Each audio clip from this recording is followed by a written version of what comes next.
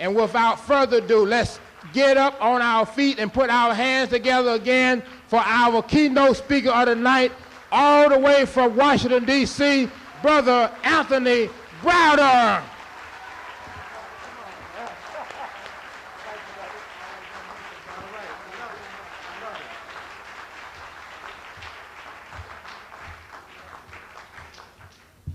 Well. Hotep.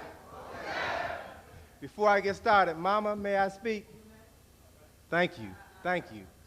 It is indeed a pleasure for me to be here. My first time to Brooklyn, the first time to the Slave Theater. Hopefully it won't be the last.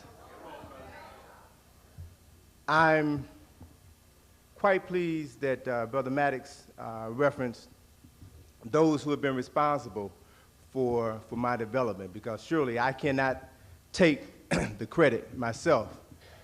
It was back in 1978 that I first heard Dr. Ben speak, and back then I had hair. My hair looked like Don King. My mind was blown. I, 2 years later, first heard Dr. Clark, and again, Brother Clark took me to another level. And then about 2 years after that, I had the pleasure to meet Brother John G. Jackson, who just recently passed. And he took me to another level. And with the guidance of these three strong African men, I have begun to find a true purpose for my life. And until we can find a purpose for living, we're just wasting air.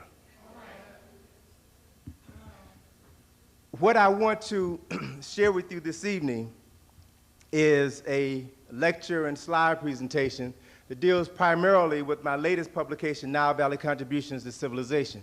Now let me start off by telling you that by training, I'm an artist. I'm a designer by training. I went to Howard University, got a degree in design, advertising design, and so that's my primary interest. It was only after I began to realize, and I went to black schools all my life, graduated from Howard University. It was only, Negro schools, you're right. It was only after I had been introduced to the thoughts of Dr. Ben and John Henry Clark and Brother Jackson and others that I began to realize the extent to which I have been truly miseducated. I realized then that it was my responsibility to begin to control the information that I took into this body. You all are familiar with Brother Carter G. Woodson and his book, The Miseducation of the Negro. Woodson has a saying in that book that I find to be quite personally enlightening for me. Woodson says that every person has two educations, one that is given to him and the other that he gives himself. And of the two, the latter is by far more significant, because everything that is important in a person's life is that which you must seek out for yourself. It constitutes your real and best education. So on the basis of my coming to an understanding, fortunately early enough in my life, my coming to an understanding that I was going to have to assume responsibility for the information that went into this brain, I began to devote my time and my energies traveling first to Kemet with Dr. Ben in 1980, and then going back on several other occasions, having an opportunity to meet with Dr. Clark and sponsoring similar programs such as this in Washington, D.C., so I've had an opportunity to rub shoulders with Sister Shashi McIntyre and Francis Welsing and a host of sisters and brothers who are on the front line, bringing knowledge and information to their people. And as a result of being in this environment, I have truly gotten an education. And so it's my responsibility, as I see it, to do what I can to make this information available to the masses of folk who won't come to the slave theater, who won't watch Listerville Middleton on For the People, who won't buy the books from the brothers and sisters outside. They need the information as well, because they too have been miseducated.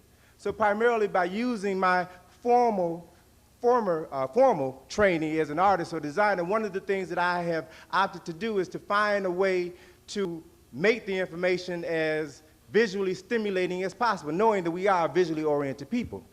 All right, so find a way to take the graphics and take the design element and take the photographs and to incorporate it into a publication so that our people will want to read the material and then begin to move forward. So it's from that spirit that I have, produce my works, and it is also from that spirit that I will share with you my lecture this evening, which is, again, a lecture and slide presentation, which is essentially a comprehensive overview of African history, 6,000 years of African history. It's important that we understand the significance of symbols. We all talk about the Medu Neter, but we need to understand something about the power of symbols to convey quantum amounts of information in minute particles of time. The Asians have a saying that a picture is worth 1,000 words. I dare say that you all will probably forget 70% of what I'll say to you this evening, but the images that you're going to see will stay fixed in your mind for eternity. And I dare say that some of you this evening will probably wake up 2, 3 o'clock in the morning once that melatonin starts kicking in. You'll wake up in the morning thinking about some of the images that you've seen, and these images will unlock answers within your mind. So we've got to begin to understand who we are, not who others said we were, but who we are, and we've got to use all of the means available to us to unlock the chains on our minds and resurrect our African consciousness. You have the tools, sisters and brothers. You've got the means at your disposal to free yourself. What you have to do is to cultivate the interest. And I see this forum as an opportunity to bring sisters and brothers such as myself here to give you the tools necessary to pick the lock on your brain and free your mind. That's what this whole process is all about. So when I deal specifically with the subject matter at hand, Nile Valley contributions to civilization, one of the first issues that I had to address is why there was a need to talk about Nile Valley contributions to civilization. When you truly understand the extent to which we have been written out of our own history, and others have taken our historical accomplishments and claimed them as their own creation, and then used that information to empower themselves, and then later enslaved us and told us that we had never created anything of worth, and they desire in practically every way possible to reclaim the spiritual essence of Africa, while they have effectively brainwashed us into rejecting the essence of who we are. We have the keys to the knowledge. And all you have to do, sisters and brothers, is to train your eye to understand that those keys are all around you. You can take one here, you can take one there, and begin to unlock the various doors in your mind and literally free yourself. It's important for us to understand, again, the extent to which lies have been fabricated, primarily by educational institutions, to marginalize our worth as a people. I referenced on the radio show this morning the Encyclopedia Britannica, which, and let me read to you, I want to give you this exact quote so you can understand the extent of the lies that were fabricated. In the 1884 edition of the Encyclopedia Britannica, they were talking about the Negro, and they said that the Negro occupies at the same time the lowest position on the evolutionary scale, thus affording the best material for the comparative study of the highest anthropoids and the human species. In other words, if you want to study apes, study niggers, because they're more closely related to niggers than any other people on the planet. Scientific documentation. They also went on to talk about why we don't have the intellectual capacity of other races. And again, a quote. They stated that the cranial sutures close much earlier in the Negro than in other races. To this premature ossification of the skull, preventing our further development of the brain, many pathologists have attributed the inherent mental inferiority of the blacks, an inferiority which is even more marked than their physical differences. What they were saying scientifically was that the cranial sutures of your skull, the three pieces of your skull that come together, begin to fuse together at the onset of puberty, around the age of 13 or 14. And by the time the Negro reaches the age of 19, those cranial sutures have fused shut, thereby preventing the Negro from learning anything else after the age of 19. So if you haven't gotten all there is to get by the age of 19, you out of luck. This lie was used to justify our enslavement. And we have to understand that it is a lie.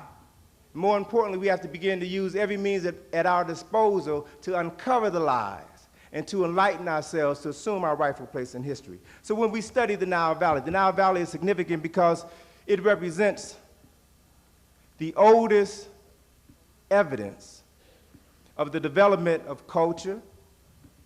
By culture, I mean writing, science, philosophy, architecture, mathematics, medicine, engineering, you name it, it was developed in the Nile Valley before there was a Europe.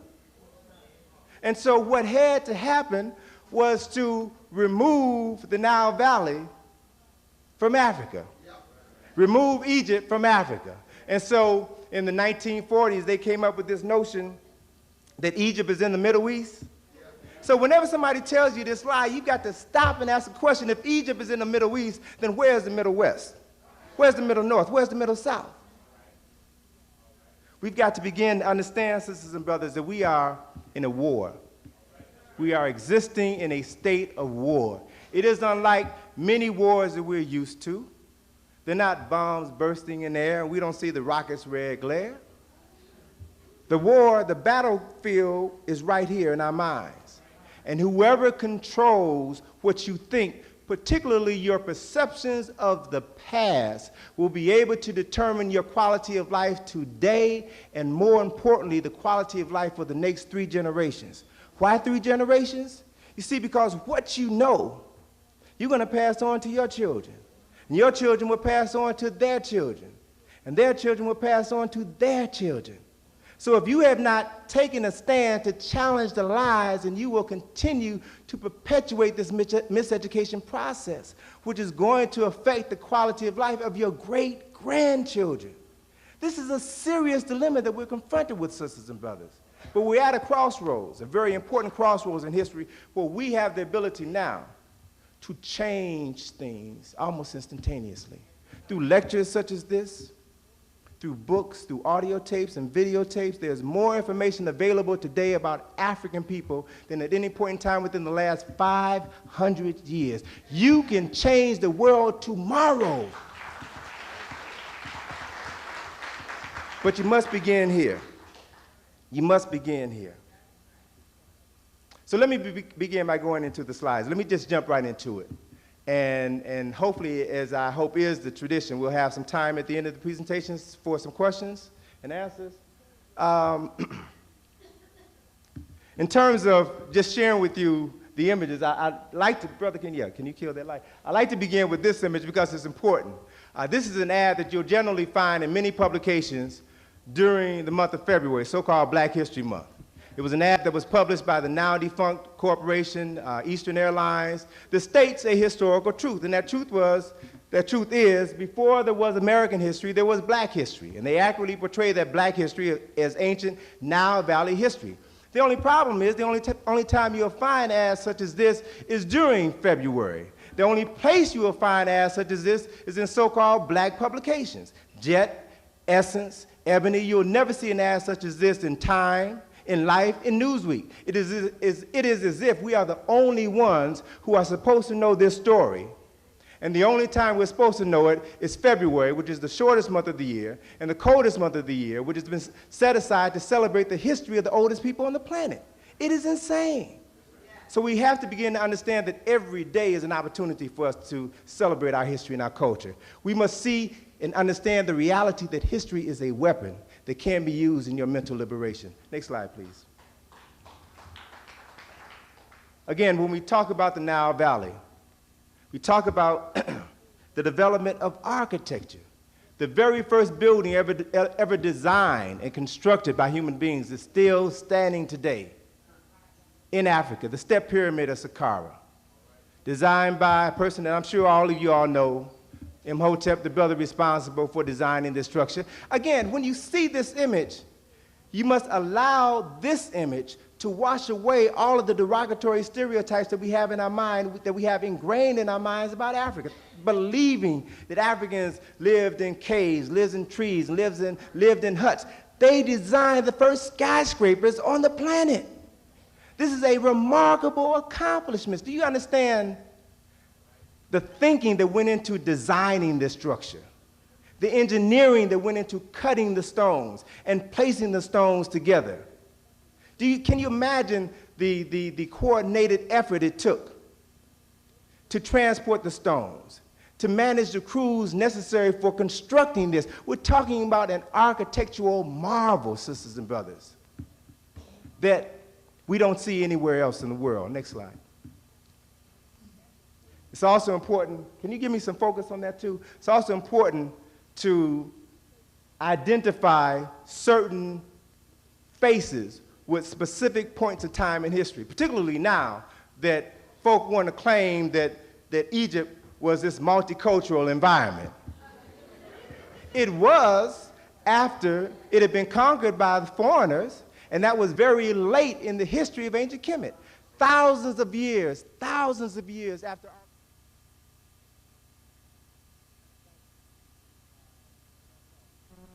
Oh, thank you. We can't have it all, but we do the best we can. It's important for you to see this face and to know that this is Zoser, a king of Kemet, a man who during his reign was one of the most powerful men on earth, commanded the mightiest army on the face of this planet, was one of the wealthiest men on the earth. We can still tell that he is a brother, even though his nose is missing. And that's no accident. We'll talk a little bit about missing noses and lips later on in this presentation. Can we have the next slide, brother?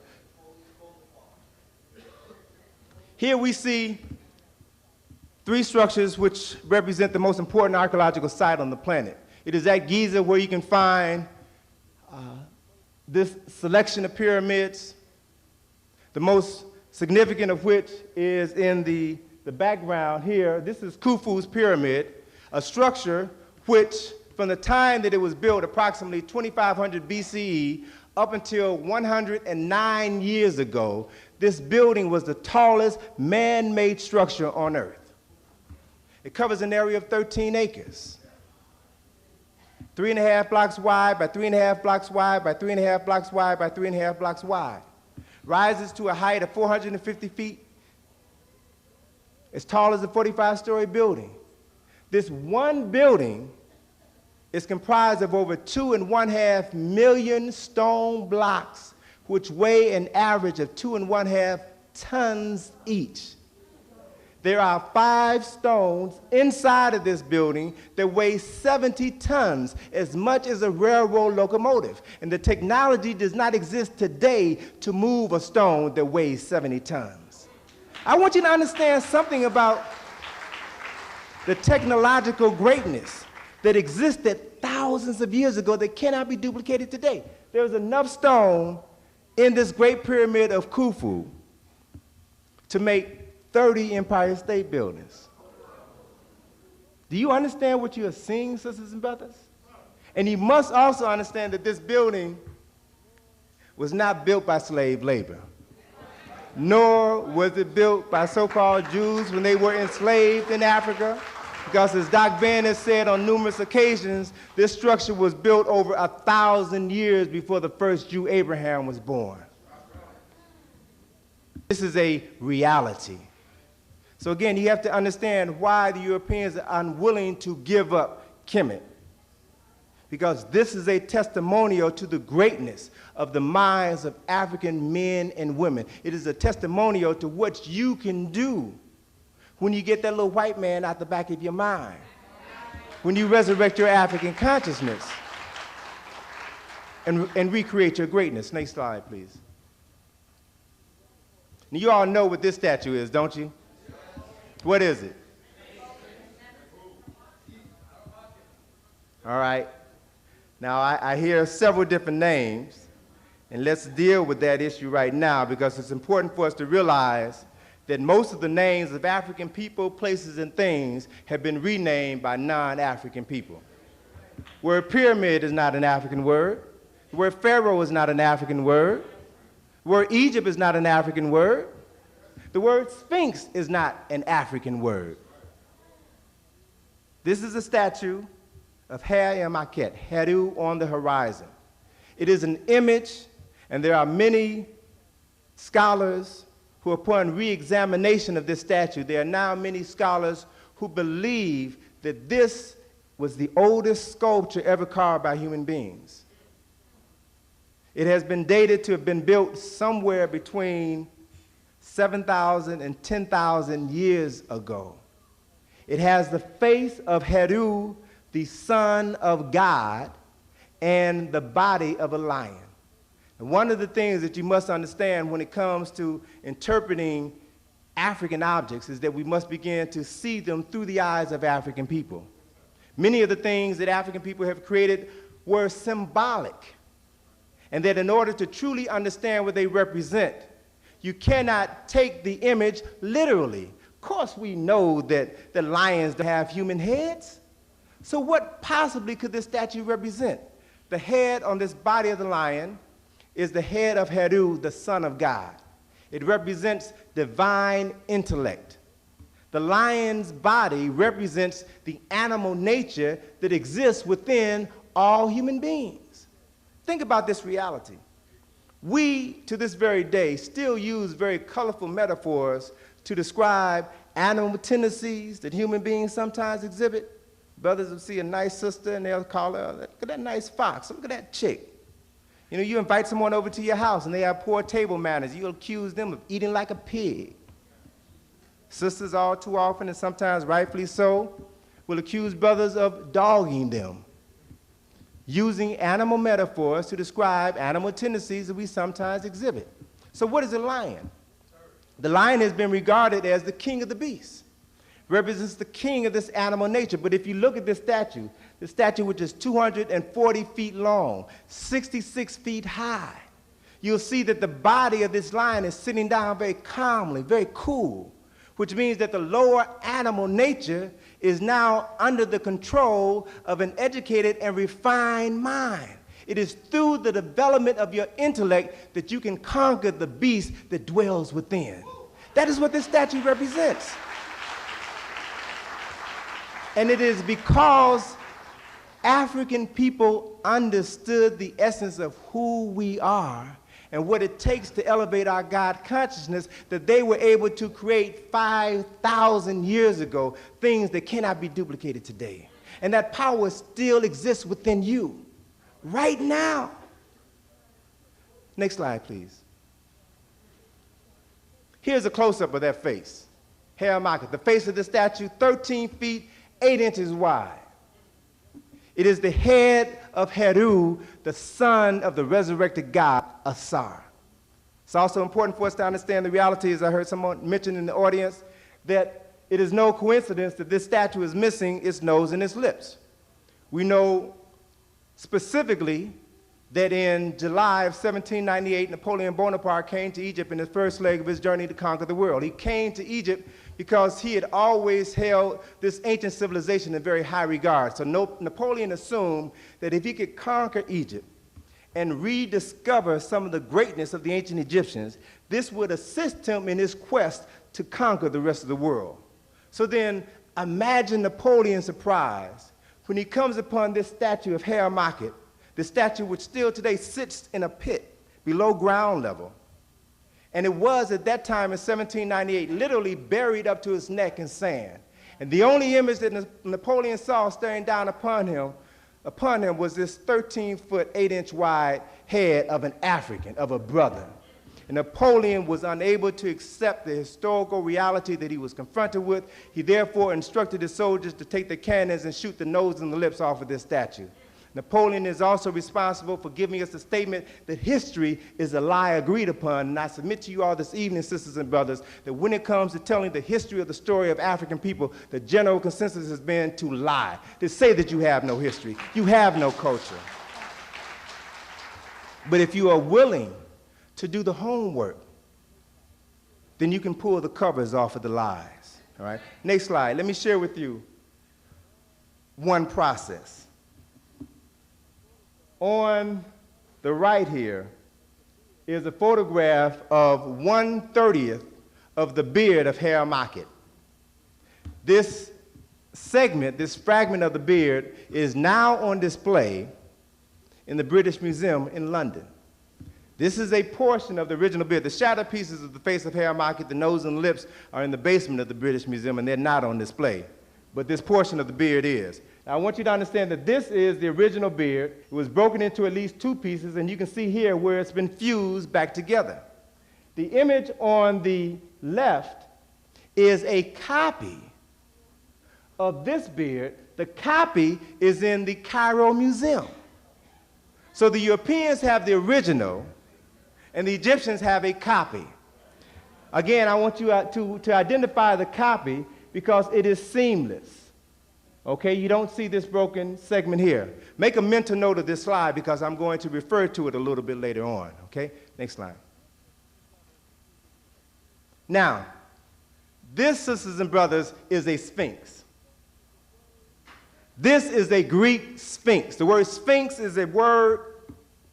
If you were to go home this evening, pull out your dictionary, and look up the word sphinx, you'll find that the word sphinx means the strangler. The word sphinx means to strangle or to hold. The story of the sphinx comes from the Greek, and the story of Oedipus Rex, King Oedipus. The story of Oedipus is the story of this winged monster that had the head and breast of a woman and the body of a lion that was perched on a cliff alongside of the road that led to the city of Thebes in Greece. And this sphinx would ask a question of every person who wandered down that road, and that question was known as the riddle of the sphinx. This riddle was nothing more than a metaphor for the human experience. The riddle was what walks on 4 legs in the morning, 2 legs in the afternoon, and 3 legs in the evening. And the more legs that it walks on, the weaker it becomes. Whoever this sphinx put this riddle to, when they could not answer the riddle, they were strangled by the sphinx. Hence the association of the word sphinx meaning the strangler, or to strangle, or to hold. Why does the sphinx have the head of a woman? Because the Greeks believed that women were inherently inferior to men. The Greeks believed the women were evil. The Greeks legitimized the concept of homosexuality because they believed that the greatest love that a man could ever have is with another man. And still believe that, yeah. Unfortunately, so do some confused brothers believe that as well. But listen, according to the story of the Sphinx, this monster killed everyone, strangled everyone who could not answer the riddle. The only person who successfully answered that riddle was a man by the name of Oedipus, who, realizing that the riddle was a metaphor for the human experience, thought about it and said that the correct answer is man.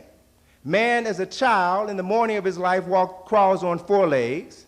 As an adult, in the afternoon of his life, stands erect on 2 legs. And in the evening, as an elder, walks with a cane on 3 legs. So after having given the correct answer to the riddle, the Sphinx then commits suicide by jumping off of a cliff. Oedipus then goes into the city of Thebes, where he proceeds to murder his father, marries and has sex with his mama. Now this is the Greek interpretation. And to this very day, those psychiatrists who follow Freud's line of thinking have classified a psychological disorder called the Oedipus complex, and they mistakenly believe that every man wants to have sex with his mama. That's European garbage. That's nonsense. I want you to take note here of another reality. Brother, can you fine-tune this slide again? Here, in this profile of the Sphinx, you see that the tail of this lion does not end with the ball of fur like it does on the statues of Haremachit and Kemet. The tail on this Sphinx ends with a serpent's head. So here we see the first interpretation of women with the serpent and both being evil. This is where the concept comes from. And it's also important to understand that even today in the medical profession, they describe muscles in the body that restrict the flow of something, they call them after this statue. They call them sphincter muscles. The pupil of your eye is a sphincter muscle. When you walk from a darkened room outside into the light, your sphincter muscle or your pupil contracts to limit the amount of light coming into your eye. You all right now are sitting on a sphincter muscle, an anus. And if you can think about it from another context, what the Europeans have successfully done is taken a symbol that represents the Son of God and have reduced it to an asshole.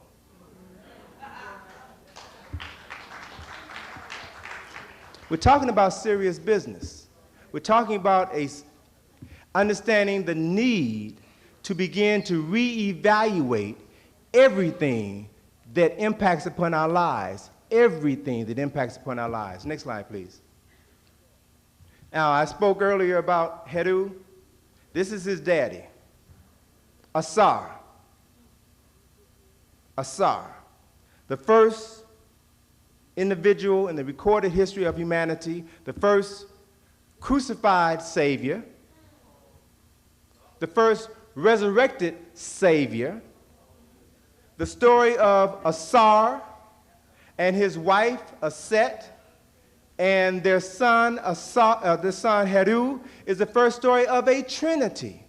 See, because after Asar was murdered, his spirit came back and impregnated his wife, Aset, who was a virgin.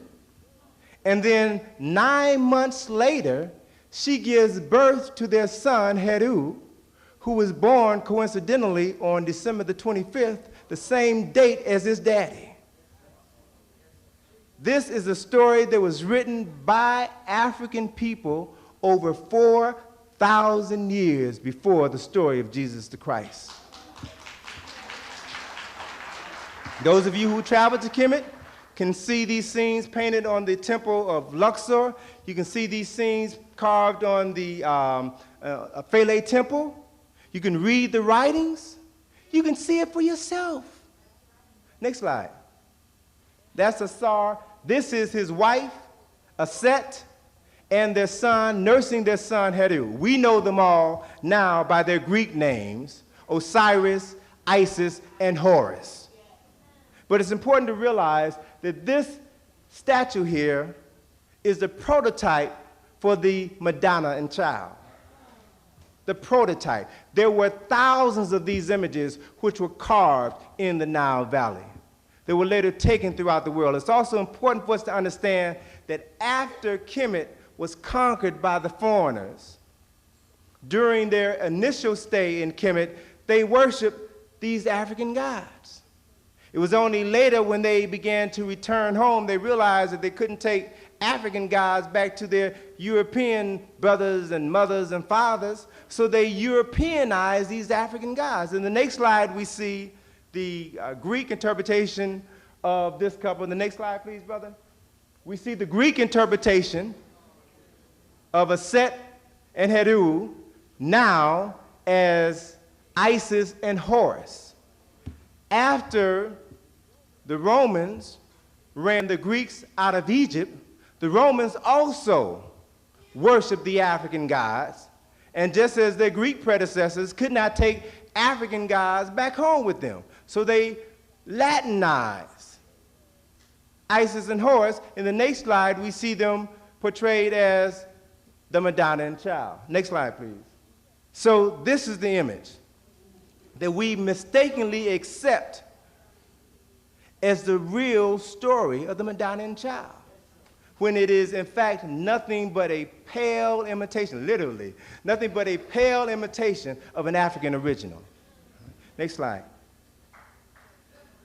Now, in terms of understanding the depth of the knowledge which came out of ancient Kemet, we've got to begin to realize that one of the reasons used to justify our enslavement was the fact that we were heathens and had no concept of God. It was the Portuguese who first sanctioned our enslavement. It was the Pope who deemed us as soulless individuals, who stated that it is through our enslavement that we would have an opportunity to know God, and if we are good slaves, maybe we will go to heaven. Well, I want to share with you an image, a scene, that can be found in numerous temples and papyri in Kemet. A scene that is referred to as the weighing of the soul. It is one of the first images of the resurrected Savior, Asar, seated on the throne of judgment, making a determination whether or not the soul that comes before him will go to heaven or to hell. All of these steps are carefully identified, and let me walk you through them. Here we see the image of the soul that comes before Asar. We see that this image is dressed in white because for thousands of years before the world was turned upside down, white was the color associated with death. White represented the absence of the life principle. And you all know this. I mean, subconsciously, I'm not telling you all anything new. Think about this next month, on Mother's Day, when you go to church. If your mother is alive, you will wear a red carnation. If she is deceased, you will wear a white carnation. Because we still know, that white is the color associated with death. Nothing racist about it, it just represents the absence of life. Black is the color associated with life. Life comes from blackness. So here we see the soul of this man, dressed in white, standing before two dual images of Ma'at. Ma'at is the counterpart, the wife of Jehudi. Ma'at represents the principles of truth, justice, righteousness, balance, harmony, and reciprocity. We see the symbol associated with Ma'at, the ostrich feather here in her hair. We also see the brother clutching the ostrich feather to his chest. In the next part of the scene, we see Impu and Heru standing before the scale of Ma'at. It is at the scale of Ma'at where on one side of the balance we see the feather. On the other side of the balance we see a symbol which represents the heart of the deceased. Why the heart? Because in the African tradition it was believed that the heart was the seat of the soul. Hence the title of this scene, The Weighing of the Soul of the Deceased. So as the soul of this man is weighed opposite the feather of Ma'at, he recites the 42 admonitions of Ma'at. He declares his innocence to God. He says, I have not stolen. I have not robbed. I have not committed adultery. I have not spoken ill of God. 42 admonitions of Ma'at. And if he is telling the truth, then his heart will be as light as a feather. That's where the concept comes from, meaning that he has lived a righteous life in accordance to the principles of Ma'at. And this event, the weighing of the soul, is recorded in the book of judgment by Jehudi, the husband of Ma'at. And then Asar, seated on his throne, makes the final judgment as to whether or not the soul of this man goes to heaven or hell. Powerful concepts, sisters and brothers, that were developed by African people thousands of years before they resurfaced in the Christian world. Next slide. Again, can we have some fine focus on that slide, please? Here's another image of Ma'at. Now, I want to play the role of a psychiatrist for a second. You know how when you're in therapy, trying to put the pieces of your life together, psychiatrists will sometimes show you images and will ask you what memories those images jar. So I want you to look at this image of Ma'at. See the ostrich feather in the hair, you see the ostrich hands and the wings. Look at that image. What memories does it bring to your mind? What thoughts does it trigger? The ego, Native American.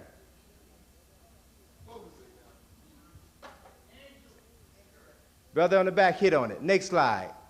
The concept of the angel came from the image of Ma'at. Here is a 15th century painting of the Archangel Michael. Here you see a human figure. Can we fine focus that, brother? Human figure with wings, holding in his hand the scale of Ma'at, the balance of truth and justice and righteousness. On one side of the balance, you see the soul that is to be weighed. On the other side of the balance, you see the forces of evil tugging on the balance for this soul. an African concept. Again, that's why I say it's important for you to understand not only the history, but the symbols associated with that history, so that you will then be armed to go anywhere in the world and resurrect your history by reclaiming and identifying your symbols. They're all over the world, sisters and brothers. Next slide, please. A couple of things I threw in just to talk about the vastness of the knowledge that was developed in the Nile Valley. Here's a photograph of an object that was once on display in the lobby of the Cairo Museum, right in front of the statue of Imhotep. This is not Imhotep, Zoser. This object was originally labeled the bird of Saqqara. It was found in Saqqara, in the region where the Step Pyramid is. This object was originally found the latter part of the 19th century, and it was aptly described a bird. It wasn't until the early 1970s that two aeronautical engineers from the Goddard Space Flight Center right outside of Washington, D.C., saw this object on display, looked at it, and then looked at each other and smiled, and thought it looked similar to planes that they had seen in America, specifically the C-41 aircraft, military aircraft. And so what they did was to receive permission from the Egyptian government to take the measurements of this bird of Saqqara. They came back to the States. They made a scale model of this bird. They put it in the wind tunnel, and they found that it had the capacity to fly. So this bird has now been relabeled the glider of Saqqara. All right? Now look at it. When was the last time you saw a bird with wings on top of its body? When was the last time you saw a bird with a vertical as opposed to a horizontal tail? And what is so fascinating is that they have been unearthing other objects such as this in Saqqara, and is now leading many scholars to possibly question the existence of aerodynamic thought in ancient Kemet thousands of years before the Wright brothers. Okay? Next slide. Here again is another image I wanted to throw in just to give you an extent of the technological greatness, technological accomplishments that were made by African people. This, you all know, is a castle, correct? And unfortunately, because of our miseducation, as we grew up, whenever we saw castles, we would think of jolly old England. We would think of castles in Germany. We would think of castles and, Knights of the Round Table and all of this nonsense. But how many of you all realize that this drawing, this reconstruction, is of a castle that was built in Nubia 1500 BCE, complete with drawbridge, moat, towers, a city within a city. Architectural styles, again, developed by African architects and engineers thousands of years ago that most of us know nothing about. Next slide. Now, one of the reasons why we don't know about this was beautifully written about in a book by Professor George G.M. James entitled Stolen Legacy. Professor James talks about how the Greeks first came into Kemet under the leadership of Alexander, the so-called Great Macedonian, who conquered Kemet. And as he went up the Nile, he closed down many of the temples, many of the universities in Kemet, confiscated thousands of books, burnt other books. This information was then brought to the northernmost part of Kemet, or Egypt at that time as it was known, and was deposited into a university that was created after the death of Alexander, the University of Alexandria. It was deposited in the library in his honor. It was then that Greek scholars, would-be mathematicians, would-be physicians, came to Kemet to study the accumulated wisdom of the ancient Africans.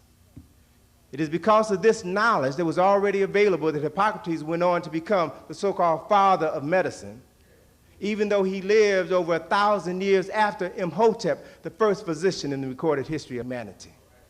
It's important to understand that Euclid studied mathematics in Africa. And if you understand these historical footnotes, you then will be able to understand how and why it was possible for Aristotle, Alexander's former tutor, to write over 300 books on 40 unrelated topics, which was impossible for one man to do in his lifetime at that point in time without the aid of a computer. But it was a very easy thing to do if the information already exists. And all you have to do is to translate it from Medu Neter into Greece. And then you can pass these creations off as your own. So it's important to understand this book and what it represents. It's also important to understand something about the mindset of a thief. The mindset of a thief today is no different than the mindset of a thief 2,000 years ago. Whenever a thief steals something, they would do their best to cover up their tracks. So the Greeks were no different. If you travel to Kemet with Dr. Ben or Dr. Hilliard or myself, you will see that approximately 75 to 80% of the statues of the African kings and queens and other personalities, 75 to 80% of the statues are missing heads, noses, and lips in an attempt to disassociate African people from that culture and civilization. But the statues that curiously have their heads and noses and lips in place are the statues that look like Europeans, are the statues that were carved during the Greek and the Roman occupation of Kemet, very late in the history of ancient Kemet. Next few slides speak for themselves. Statues missing noses. Next slide. Statues missing heads. All over the land.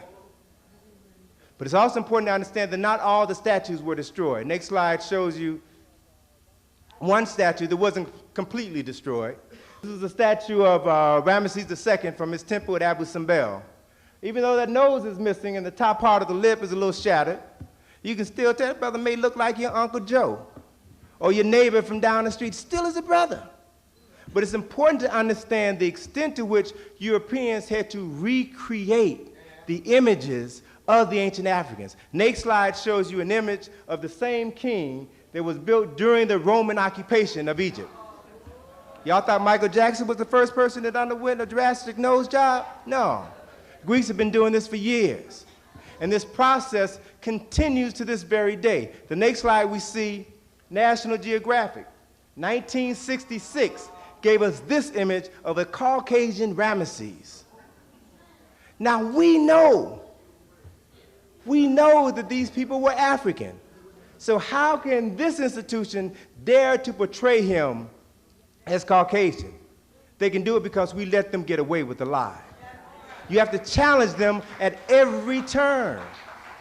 See, because they're not going to stop. They're going to continue to claim everything that is yours, as long as you continue to let them get away with it. The next slide shows you this same process, the Europeanization of Africa. This is from, believe it or not, from Ripley's Believe It or Not.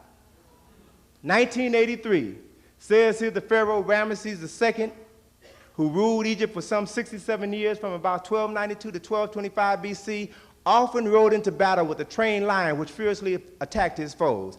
That statement is true, but the portrayal of Ramesses as a Caucasian is a lie. Here you see Ramesses as a Caucasian fighting Africans. Ramesses was an African. He did fight other Africans, but he also fought Asians. There's a very famous battle, the Battle of Kadesh, which is painted on the entrance to the temple at Luxor and the temple of Abu Simbel, that describes his battle in Asia, fighting Asians. So if you don't know your history, sisters and brothers, you all will not be able to exercise the option that Mr. Ripley gives to you when he tells you to believe it or not.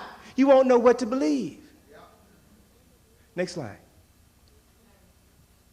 Now, remember the image of the two beards of Haremachit?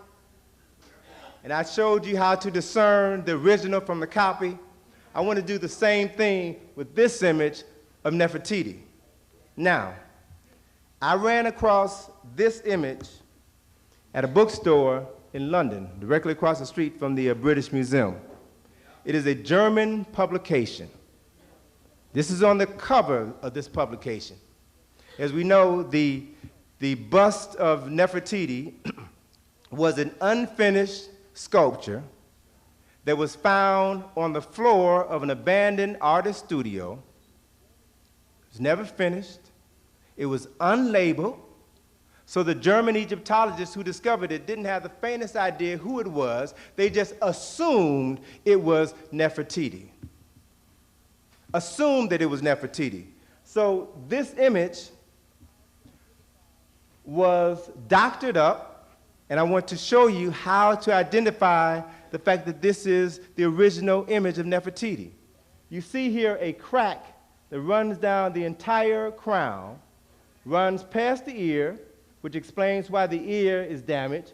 It also extends down beneath her neck, which means that this statue was originally broken into at least 3 different pieces.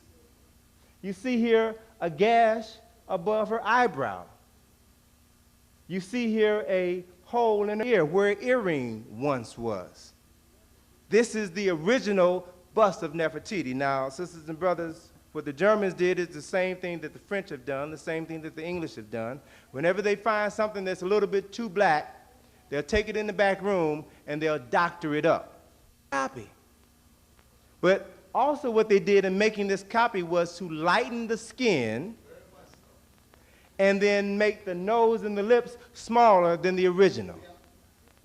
So we have to understand what has been happening to our history, to our culture, and to our images over thousands of years. Next slide.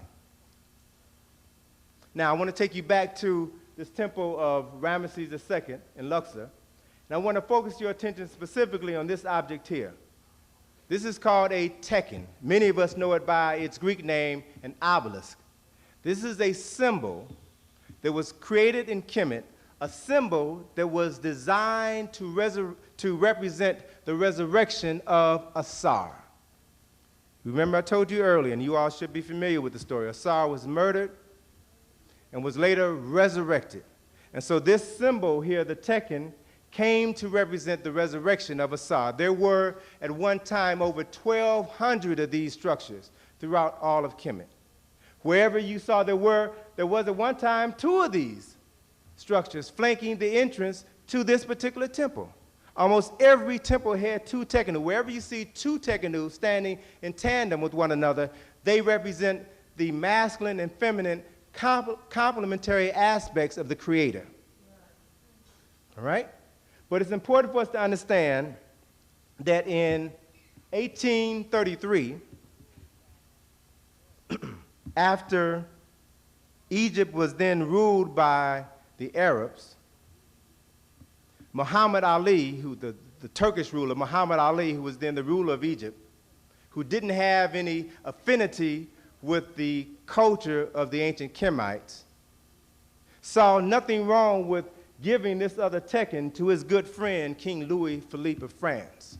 Gave it to him as a gift in exchange for a clock which Muhammad Ali put in his mosque. And the next slide shows you this clock that was given to him by King Louis Philippe, a clock that never worked, all right, stands at the Citadel at the Mosque of Muhammad Ali in Cairo.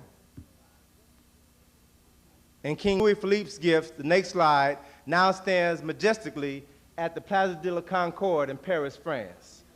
Now, understand what this structure is.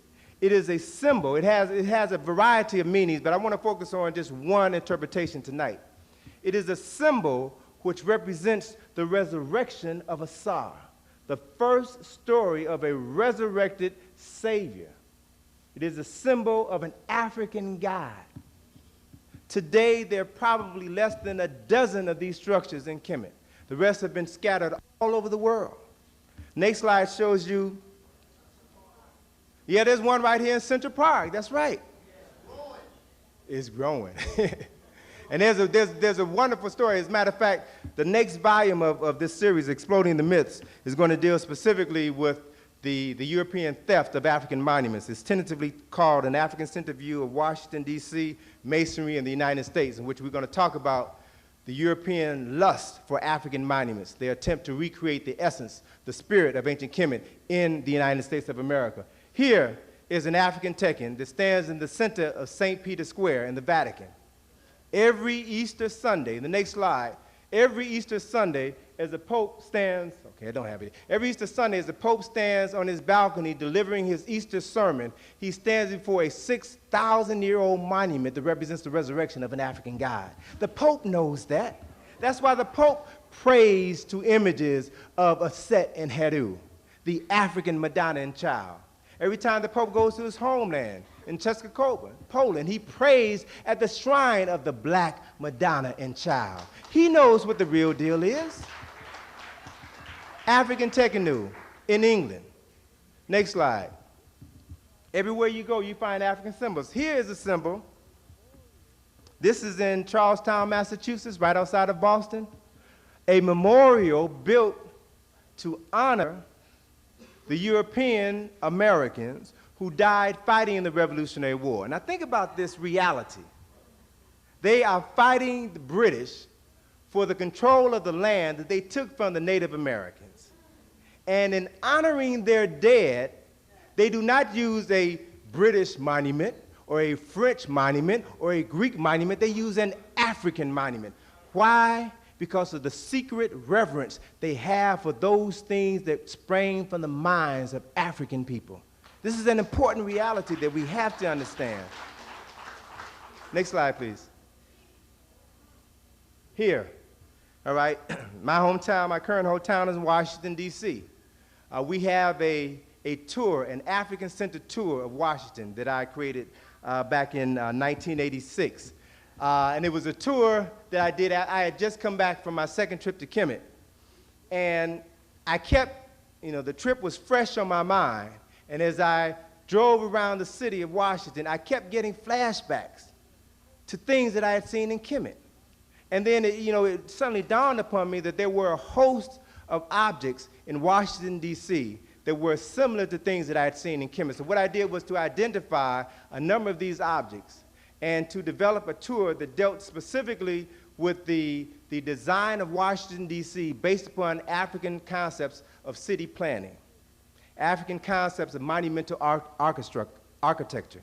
And so what I want to show you in these next few series of slides is the extent to which those responsible for creating the capital of the United States of America borrowed from your ancestors. Here is, wait, go back, brother, go back. Don't jump me now. This is the Washington Monument, the tallest Tekken in the world. Again, realize that this is a symbol that represents the resurrection of an African god. This symbol is now the symbol for the most powerful nation on the face of this planet. Here you see the reflection of the monument in its reflection pool. And all you have to do is to study the architectural styles developed by our African ancestors to realize that this is nothing but a pale imitation of an African original. The next slide shows you the Apeti Sut or Karnak Temple in Kemet, two standing Tekenu and their reflection in their reflection pool. Every temple in Kemet had Tekenu. Every temple in Kemet had a sacred lake. So you can begin to see where these ideas came from and how they influence your European masters. Next slide. Here's a photograph that I ran across a couple of years ago. In 1912, a committee was established to build a memorial to Abraham Lincoln, okay? And John Russell Pope, one of the most famous architects of Washington, D.C., designed a number of really famous structures, submitted this drawing as a memorial for Abraham Lincoln. This is a drawing of a scale model of Khufu's pyramid as a memorial for Abraham Lincoln. Now, the members on that committee rejected this drawing because it was, quote unquote, unoriginal and would have been a little bit too obvious as to what their inspiration was. So they rejected his design, and they opted for the more traditional Greco-Roman style architectural structure, which you see in the next slide here. All right? They opted for this structure here. But what's interesting to note is that the artist, the sculptor that they hired to create the statue of Abraham Lincoln in the memorial borrowed from an image that can be found in the Nile Valley. The next slide shows you Abraham Lincoln sitting on his throne in the Lincoln Memorial. That was inspired by the next slide, Ramesses II seated on his throne in Abu Simbel.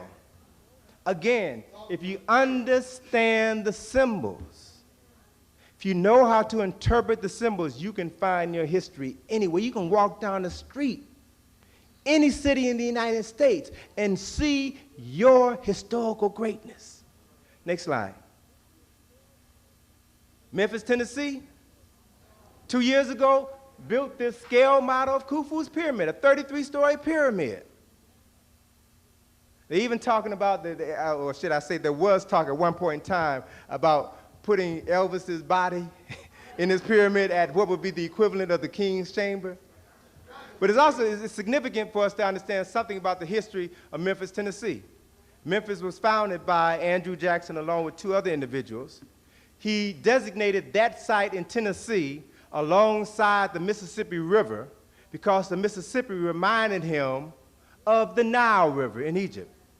You all are aware of the fact that the city of Memphis is a Greek interpretation of an African name. The African name is the city of Men-Nefer. It was renamed Memphis. It was the capital of Kemet.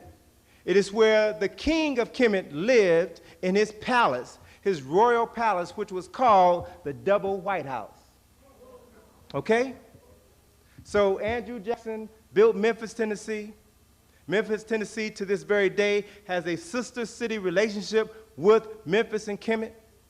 If you were to go up the Mississippi River to my home state of Illinois, you'll find at the tip of Illinois an African city named Cairo, Illinois. They got that southern twang. It should be Cairo, but they call it Cairo, Illinois.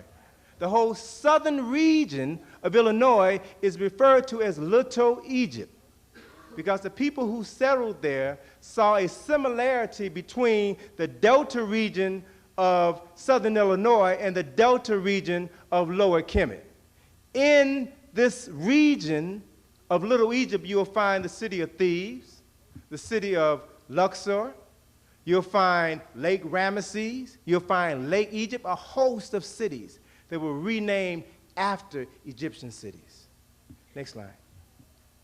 San Francisco, California, you'll find pyramids. Again, I want you to understand how we have inspired people throughout the world and what these structures actually represent. The next slide, please.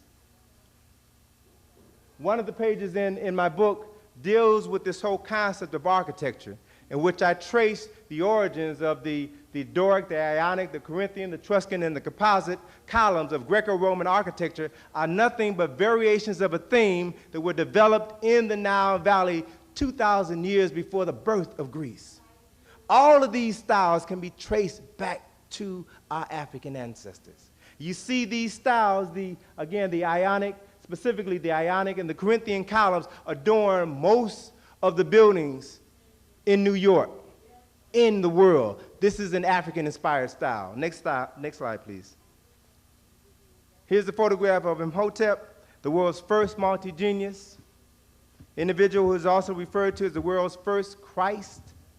Understand the meaning of that word. The word Christ means the anointed one who is endowed with certain talents and abilities. First physician, the first architect, philosopher, prime minister to the king Zoser, a man worthy of his title. Next slide, please. These are symbols that came from the Nile Valley. The caduceus is a symbol that can be found in ancient Kemet, a symbol associated with Imhotep, the original father of medicine, a symbol associated with Jehudi, who is the Netcher of medicine. Jehudi represents the process of divine articulation of speech. He was a Netcher of science and writing and medicine. So this symbol that we call the caduceus, the symbol of medicine today, was derived from the Nile Valley and has been modified and used by the National Medical Association. The American Medical Association is the symbol associated with veterinary medicine, all right? Associated with dentistry. The RX symbol for pharmacy. The RX symbol for pharmacy was introduced to Europeans by the Roman physician Galen in the 2nd century, who used to write prescriptions for his patients in Medu Neter. All right, so the RX symbol comes from the Achit eye, or the eye of Jehudi, the eye of the Neter associated with medicine. The symbols are everywhere. Next slide. The gods, even the gods of Greece and Rome, can be traced back to their African counterparts. And what I did here is to show you just one example. Here we see the Roman god Mercury, who was copied from the Greek god Hermes, who was copied from the African god Jehudi. Here you see Jehudi, the Neter of science and medicine, holding in his hands two staffs with serpents intertwined around them, one wearing the crown of Upper Kemet, the other wearing the crown of Lower Kemet. You see the same symbol has been modified. It is now being held by Hermes. It is called the caduceus, and you also see Mercury holding this same symbol. Again, if you understand the history and the symbolism, you can reclaim your heritage. Next slide. Again, another image out of the book, something as simple as the alphabet. You can trace back every letter of the Roman alphabet, which we use today, can be traced back to its Greek counterpart, which can be traced back to its Phoenician counterpart, which can be traced back to its Semitic counterpart, which can be traced all the way back to a Kemetic prototype. Every instance, they're the same. Even the meanings of these symbols are the same. Next slide. Now, the artist in me, looks for examples everywhere, all right? Here is the eye of Heru, the Son of God. The right eye of Heru, the eye of the falcon. The eye of the falcon is important because the falcon flies above the earth, has keen vision. Falcons are birds of prey which have over 1 billion vision cells in their eyes, in contrast to humans that have approximately 1.5 million vision cells. So falcons represent, like God, the ability to see everywhere instantaneously, keen insight. And so the eye of Heru was modified and used as the symbol for the logo for CBS. I just discovered this past summer that it was a brother at CBS who designed this logo and later quit after they refused to pay him for his creation. This symbol represents the lens of the camera, which, like the eye of Heru, the eye of God, has the ability to see everywhere instantaneously and to transmit that information in a matter of seconds. This same concept was incorporated into the logo for HBO. Hollywood Pictures uses a modified version of Haymarket and the sun for its logo. And there are many corporate entities in America and throughout the world that have embraced elements of African symbolism, of Nile Valley symbolism, and they will never give you credit for that. Next slide. Now let me just share with you another mind blower, all right? Another mind blower. And I can't take the credit for this. I was in Houston, Texas last April, and after my lecture, a brother came up to me and dropped this on me. He said, "Man, have you seen the image of Ptah?" The image of Ptah is exactly the same as the image of the Oscar. The Oscar is the highest award that is given by the National Academy of Artists and Craftsmen, all right? Ptah was the patron god of Meneptah, the city of Memphis. He was the patron god of artists and craftsmen, all right? They didn't even bother to change the concept. They didn't even change the pose. Our images, our culture is everywhere. That's why they don't want you all reading this stuff. That's why they don't want you all coming to these lectures. That's why they don't want you all teaching this stuff in the classroom. Next slide, please. Here. The front of the Great Seal of the United States. Again, another important reality is that when this country was founded, 1776,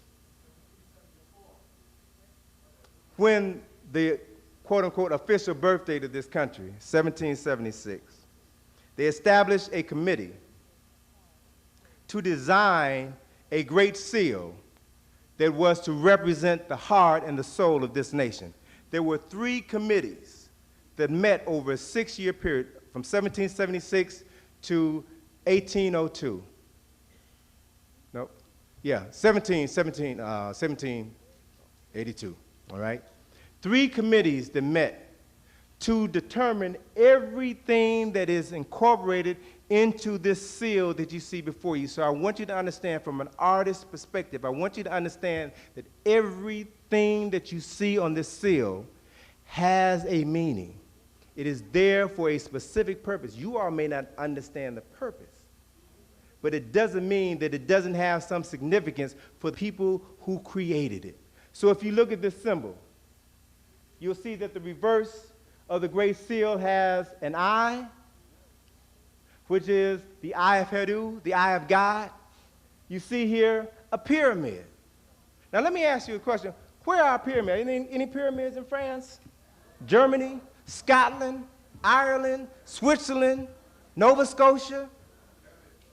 The only place you'll find pyramids is in Africa. There's approximately 72 pyramids in Egypt, about 15 pyramids in the Sudan, and about a dozen pyramids in Ethiopia.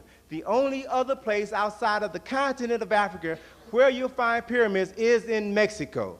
And those of you who are familiar with the writings of Dr. Ivan Van Sertima know that Africans from the Nile Valley navigated the Atlantic Ocean somewhere between 600 and 400 BCE, 900 and 600 BCE, and brought with them knowledge of pyramid building, stone construction, math, and science. Wherever African people have traveled in the world, they've left their mark.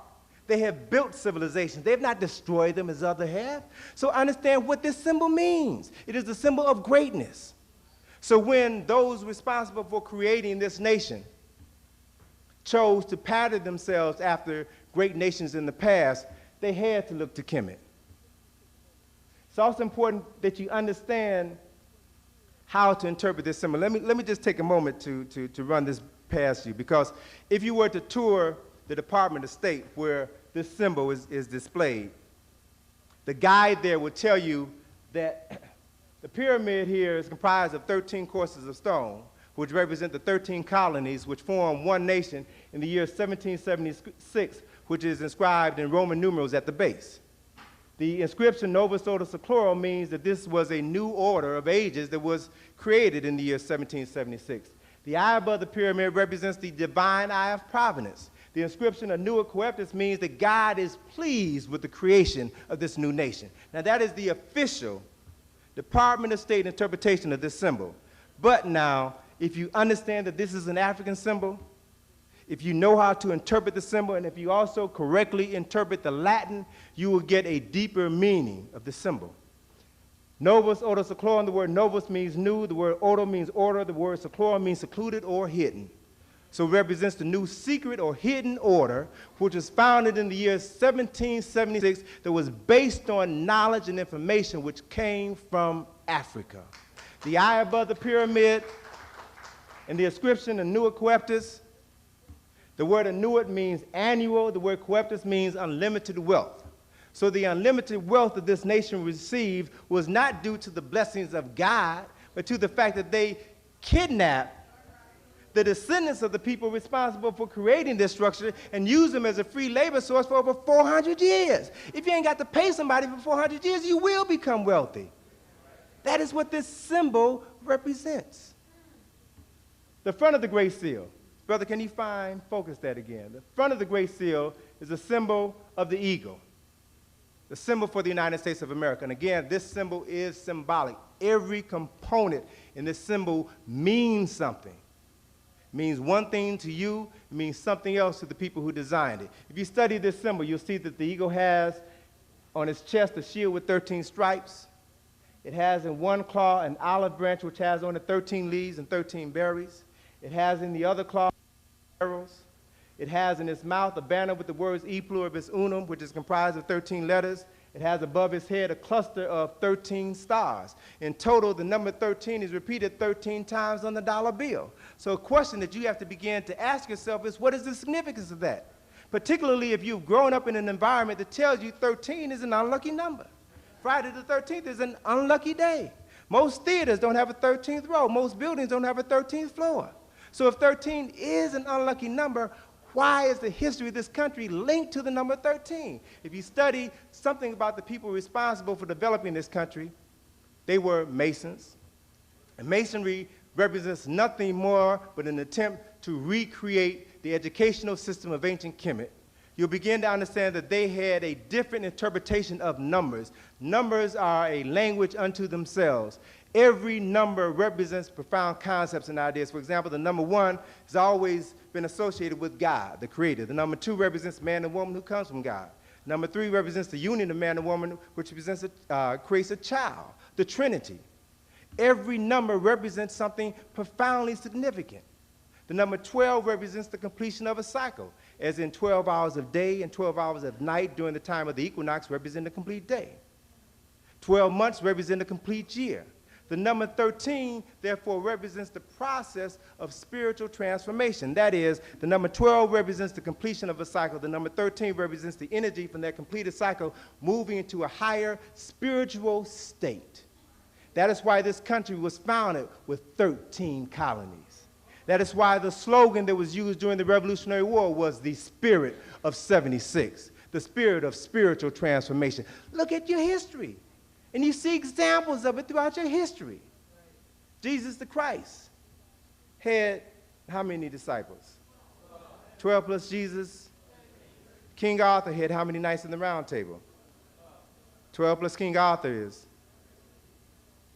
every Christmas. Those of you who celebrate Christmas will sing a song about 12 days of Christmas, and the 13th day is January the 6th, which is celebrated by Catholics as the day of the Epiphany, or the day of the spiritual transformation of Jesus the Christ. So 13, there's nothing unlucky about the number 13. It represents a different way of seeing reality. What's the significance of the birthday to this country?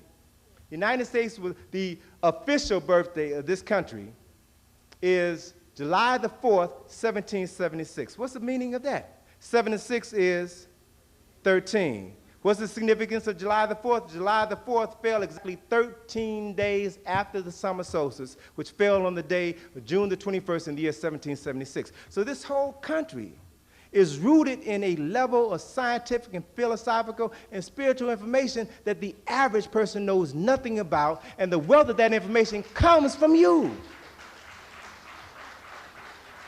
Comes from you. So this symbol here is a copy of the symbol of Heru, the resurrected, the son of the resurrected God.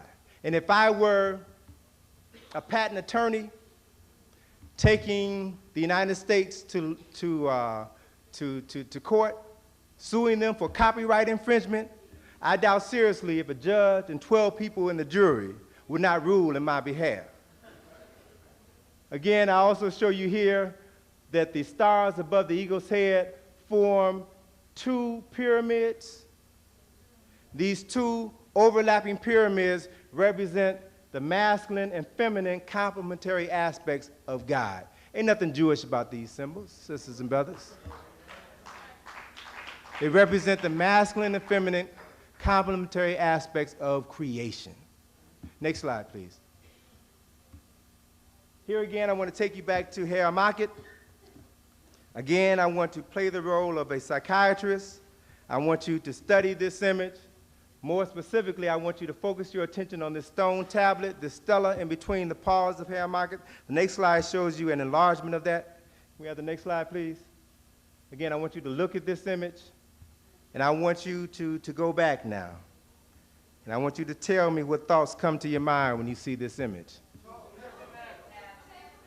10 Commandments, all right? Good idea. And again, when you all think of the 10 Commandments now, you must be aware of the reality that Moses was born in Egypt. Moses was a very common Egyptian name. It says in the Bible, Moses was learned in all of the wisdom of the Egyptians, which meant that he went to school in Kemet. And Moses, when he led his people out of Egypt, gave them laws, 10 laws, called 10 Commandments. But what they don't tell you is that Moses left 32 behind. These 10 Commandments were a part of the 42 Declarations of Innocence that Moses studied when he was in Kemet. But it's important to note that one of the commandments that he did not give his people was one that said, "Thou shalt not lie." And it's also important to understand the psychological difference between a commandment and a declaration of your innocence. See, because in Kemet, we knew we were godlike. So all we had to do was to attune ourselves to the Creator, and we would become godlike, so that when it came to our day of judgment, we could declare our innocence to God, as opposed to these other folk that had to leave for questionable reasons. They had to be given commandments because of their savage nature. Thou shalt not do this. Thou shalt not do that. That attests to their level of savagery. We need to understand the differences. Next slide, please. What about this? The stela, the tombstone, another African monument which represents a profound psychological need that Europeans have to surround themselves with African artifacts and activities pertaining to life and death. Even in death, they want to take a part of Africa with them because of what it means to them, because of what it meant to you. Your knowledge of death, your knowledge of the continuation of the life cycle was important enough to them to surround their graves with these monuments. And if you were to move around in any cemetery, next slide, you'll see other African structures. What about that? Do you all realize that you are the best kept secret on the planet? Folk have more knowledge about your history and culture than you do. Folk want to be more African than you do. Do you realize what this means? This is their desire to try to be African. And because of our brainwashing, most of our people, unfortunately, they're not in here tonight, but most of them don't want to have nothing to do with Africa, when the world cannot get enough of what African people created. Very important reality. Next slide here. Now, in the process of resurrecting our history and our culture, there are those who are going to set roadblocks in your way, who are going to tell you that to claim Egypt as African is to fabricate history. They ought to know because they fabricated enough to know the fabrication when they see one or think they see one. And so they even will print in their publications stories mocking history, the Afrocentric myth, and take an image of a Greek philosopher and put a Malcolm X cap on it to make a mockery of your struggle for liberation. They ain't got no respect for you. Next slide shows you even in Newsweek, they gave you this image. Was Cleopatra black? Image of Cleopatra, and put a red, black, and green African earring in her ear. Insulting you at every turn. When in reality, this question is irrelevant. Who cares about Cleopatra? Cleopatra was Cleopatra was a product of miscegenation, of the Greek invasion of Kemet. She came hundreds of years after, or literally thousands of years after all of the great monuments had been created. All of the great literature had already been written. Cleopatra is insignificant. If they want her, they can have her. Let's talk about African personalities that are purely African. The next slide shows you an attempt to deal with that issue, all right? The New York Times did a story on our African struggle. And they questioned the legitimacy of Afrocentricity. They contacted a number of scholars. Asa Hilliard was one of them. And Asa talked to them about the Nile Valley origins, the African origins of the Nile Valley, and suggested, rather than bringing up this issue of Cleopatra, he suggested that they show an image of Nefertari, of Queen T. And he said that there are dozens of images around. Why don't you show an image of Queen T? And that will settle the debate. So what did they do? They got this image of Queen T.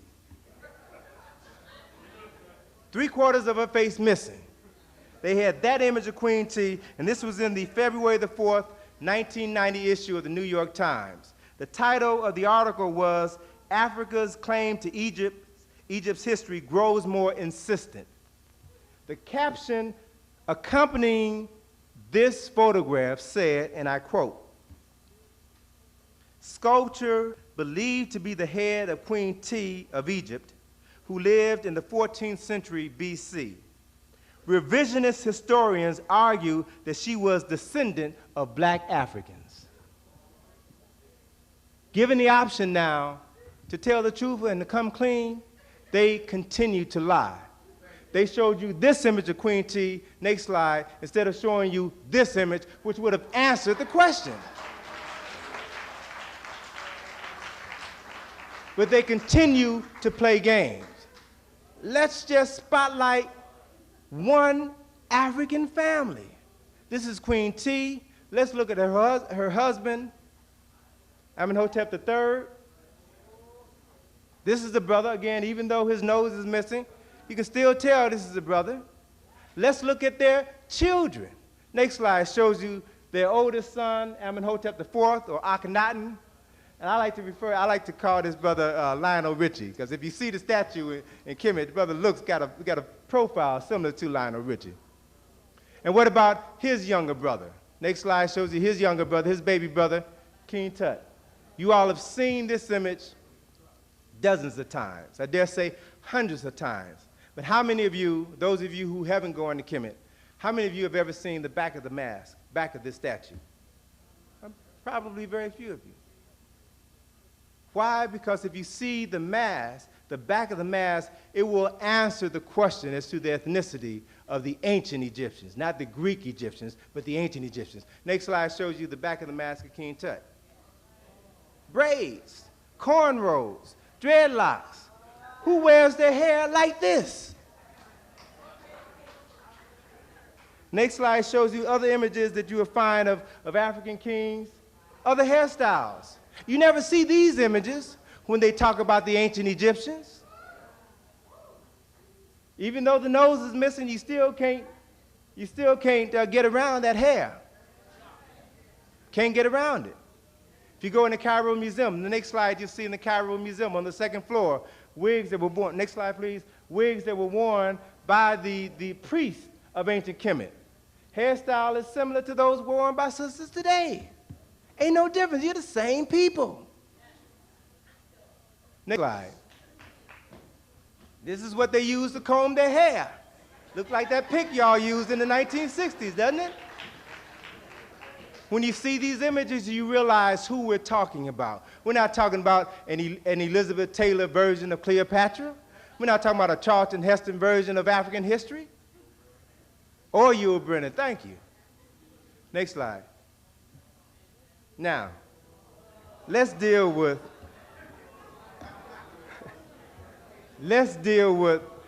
a very important reality.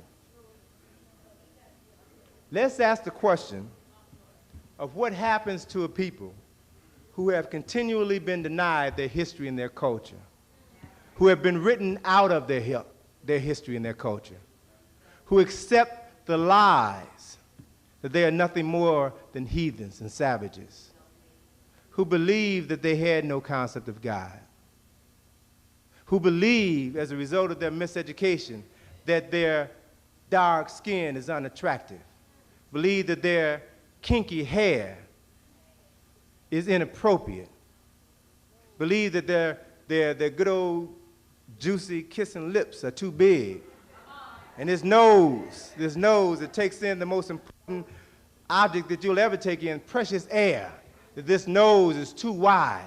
And if you buy into the miseducation over periods of time, then you will believe that you are worthless. And if you have enough money, you will eventually pay a plastic surgeon to do to you what Napoleon did to Herr Macket, change your nose and your lips in order to become like your oppressor. But we have to realize that this process did not begin with Michael Jackson. There are numerous entertainers that supposedly have made it, but have lost a portion of their mind in the process of crossing over. Okay? Next few series of slides will share with you this reality. Here we see Patti LaBelle before her change. The next slide, this is Patti after. Now I want you to realize, I want you to understand the pattern that you're seeing. You're seeing images of Africans who, as a result of their miseducation, are now cutting off their noses, cutting off their lips, and frying their hair in an attempt to become more European. All right, let's go forward, brother. Here is George Benson before his change. Next slide shows you George today.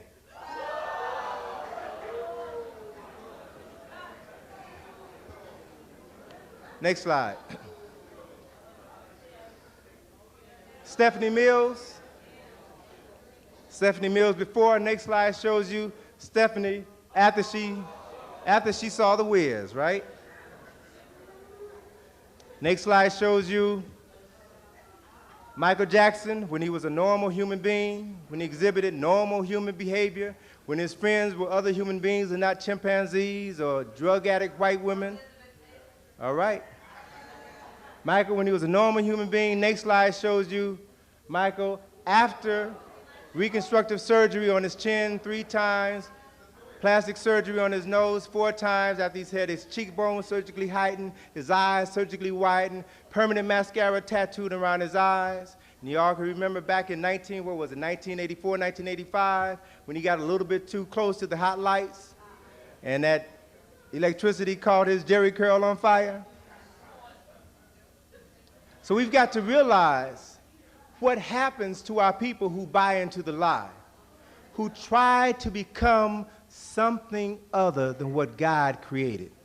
See, because, we say that we're very spiritual people, and we say that we believe in God, and we say that we believe that we were created in the image of God, but miseducation is a powerful thing. It will make you deny your God by denying yourself. Next slide, please. Now, this issue, this concept was so important that an organization called the Black-Owned Communications Alliance published this ad. And they asked a question. They submitted this question to parents. What's wrong with this picture? What happens to the mind of your children, particularly your male children, who will grow up in a society that will never reinforce their self-worth? What happens to those children who see images of other people as great heroes, but the best that they can see is images of them as drug addicts, as people lying on the ground with body bags being pulled over their bodies, as worthless, ignorant buffoons? What happens to that child? That child will say, I will reject all of those images, and I will accept any image that looks good to me. So if you as parents don't understand your obligation to your children to protect their minds, their fragile minds from the negative images in the media, then your children will continue to turn on you. As a parent, I felt that it was my responsibility to do what I could to help my daughter, to bring her to the lectures, to introduce her to Doc Ben and Dr. Clark and Asa Hilliard and Lynn Jeffries and Rosalind Jeffries and Frances Welsing and Shashi McIntyre, so that she could see strong African men and women and feel proud about herself. So on one occasion, she kind of threw me for a loop when she came home from school and said, Daddy, they're having a Halloween party at school, and I want to go to the Halloween party as Snow White. I had to stop and think about this. Now, why would she say she wanted to go as Snow White? And I remembered that the movie Snow White had just been re-released. So there were commercials running on television every day. There were advertisements in the newspaper every day. There were images on the back of the cereal boxes. So she is constantly being bombarded with these images, and it's my responsibility to tell my child, baby, if I'm going to allow you to participate in a pagan holiday, pagan celebration, then I'm going to at least let you dress up in a costume that will reinforce some sense of your cultural identity. So I remember going down to the store with my daughter to look for some costumes, and all I saw were images of Batman and Superman and Kermit the Frog and Miss Piggy and Teenage Mutant Ninja Turtles, figments of other people's imagination, but nothing that would reinforce within the mind of my child some sense of self. So I said, well, no, I don't see anything here that I'm comfortable with. We will leave. But Daddy, I need a costume for the party. I said, baby, I will make you a costume. And as I'm driving home, I'm kicking myself in the butt. Now I'm thinking, you take these stands, you don't have time to make a costume, but you got to do something. And so I thought of images that I had seen on my travels to Kemet.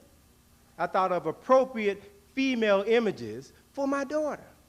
So the image of Newt that I had seen in the ceiling of a tomb in the West Bank came to my mind. So I created the costume. Next slide shows you the costume that I made for my daughter.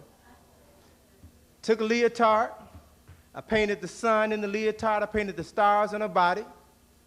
She had a little purse with a name tag that said Newt. I drew a description of Newt and a brief definition as to who she was. And I said, baby, when you go to school,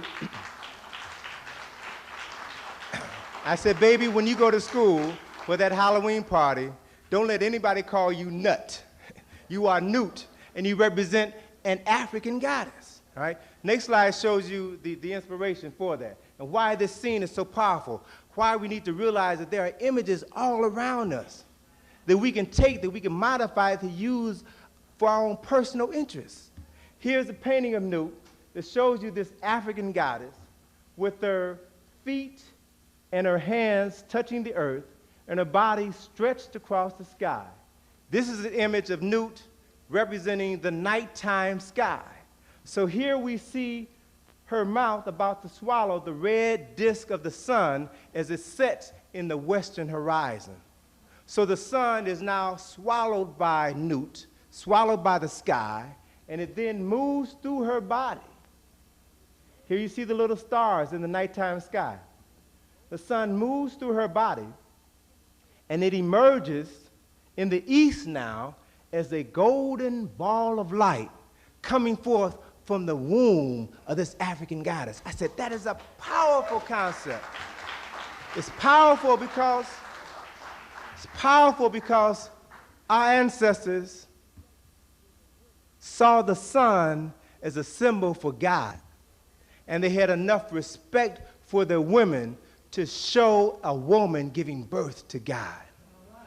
Powerful information, powerful images that you all have at your fingertips. So what we've been doing every year since that point in time, while she still celebrated Halloween and they had Halloween parties at school, is that every year she went dressed as an African personality, all right? The next slide shows you an image of her.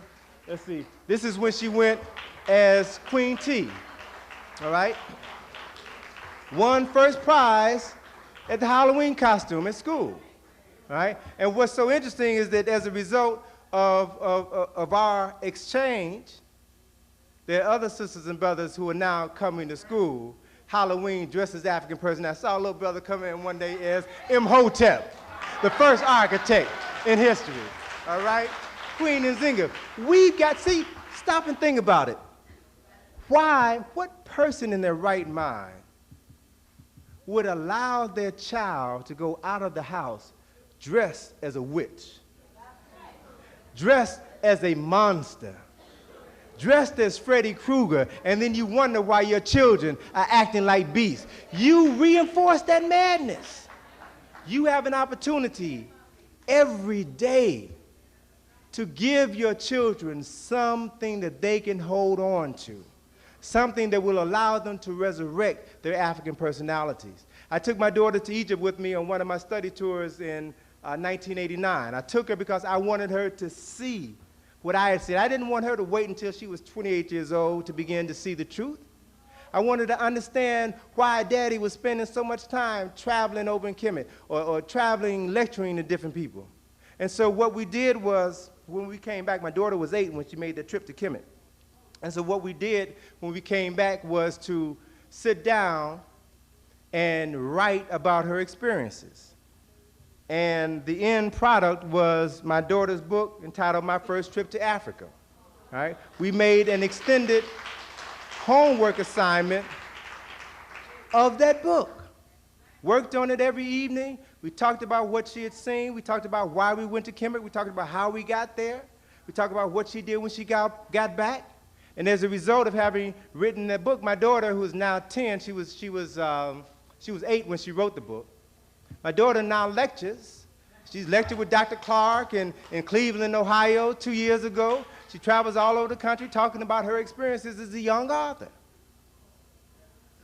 And so,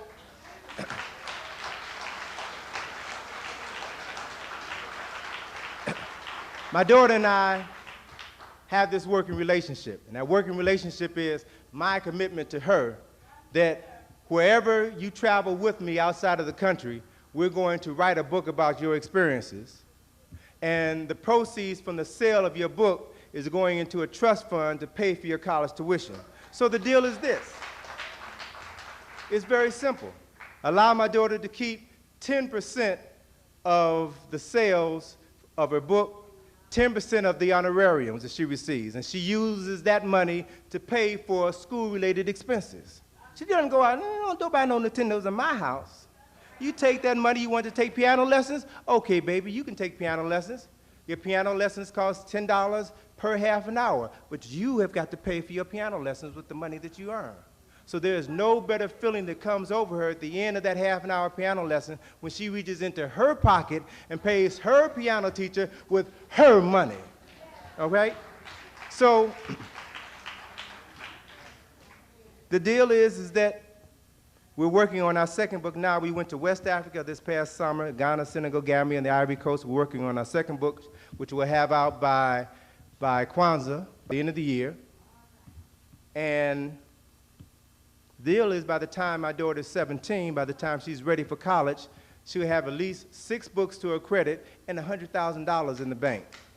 Very realistic. I'm teaching my daughter the reality that she does not have to go to school to get a job. I'm teaching her she is a job. That is the reality, and that's how we've got to deal with our youth. Next slide, please. This issue is so vital. Let's have the lights, please. Let me kind of bring things to a close. This issue is important for us because, as I stated earlier, we're fighting for our lives. We're fighting for the lives of our children. We have a responsibility to see to it that they are properly educated. The information is available to you all. The information should be available to our children in the classroom. You're tax-paying citizens of the United States. Your money pays for those schools. So you have a right to insist that the books that are now available outside on the tables that the vendors have are books that need to be in the classroom, need to be taught to your children. We had an interesting experience with my daughter's book. A woman who lived in Bowie, Maryland, a suburb of Washington, D.C., gave a copy of my daughter's book to her 10-year-old son. This brother went to school, did a book report on my daughter's book, turned it in to the teacher. The teacher later reprimanded this 10-year-old brother in front of the entire class and told him that his book report was unacceptable because it was entitled My First Trip to Africa, and the book report was about Egypt, and everybody knows that Egypt is not in Africa. 2 years ago. Fortunately for this young brother, he had a parent who was truly interested in his education. And when the son told the mother what happened, the mother came up to school, and I don't have to tell you, she went off on the principal, she went off on the teacher, she gave them both a history lesson and a geography lesson, had the teacher apologize to her son in the classroom, and insisted that it never happen again. You know, so when I was working on my latest publication, Nile Valley Contributions to Civilization, I wanted to design a publication that could be used for the classroom, a textbook, specifically for those teachers that want to teach about this information but don't have the books. Don't have the books? I use my skills as an artist, I use my knowledge of history, and design a book for you. I talked with Dr. Clark last June. We were at a conference in New Jersey last June, and Dr. Clark was asking me about the book, how the sales were going, and he mentioned to me that the book should be used in the textbook, in the classroom, and that he said, you know, you need to do a study guide for that because teachers don't like to do a lot of work. You know, so if you can do a study guide, then you can ensure that the book will be used by more teachers. So, never one to disrespect any advice that I get from Dr. Clark. I said, I'll work on it. During the summer, I had two brothers, two sisters and a brother, friends of mine, school teachers in the Washington area, work on a study guide. The study guide came out in January. Lesson plans, every chapter in the book, information that can be Xeroxed and passed out to the classroom, answers to the questions, all right? So there's no reason for people not to gain access to this information. We also just recently developed a videotape, and we've put together what we refer to as a multimedia educational system, all right? So that we're developing information that can be used specifically for the classroom. Information that can be used in the classroom, information that can be used at home, information that can be used in the study group. So that there's no reason for us not to begin to access that information and then not to begin to use that information to liberate ourselves and our children. Sisters and brothers, we're at a very critical point in our history. So pleased to see that as one president is being buried in the United States, a new president is being resurrected in South Africa. We need to understand that we're about to see the nature of the world change. And the question that we have to ask is, where are we going to be when the world changes? I want to leave you with a poem from my first book, the Browder Nile. The poem is entitled Transition 13. And now that I have explained to you the symbolic and the spiritual significance of the number 13, hopefully you can interpret this poem as it was meant to be interpreted. Transition 13 states, in the beginning we knew not, and we studied, and we learned all there was to know, and we taught others. Then we forgot what we had learned, and then forgot that we had forgotten. Now we are taught by those who were once taught by us knowledge that we already have. So we study. We learn all there is to know, and we teach others. And the question that we must ask ourselves, sisters and brothers, as we prepare to move into the 21st century is, will we forget again? Thank you.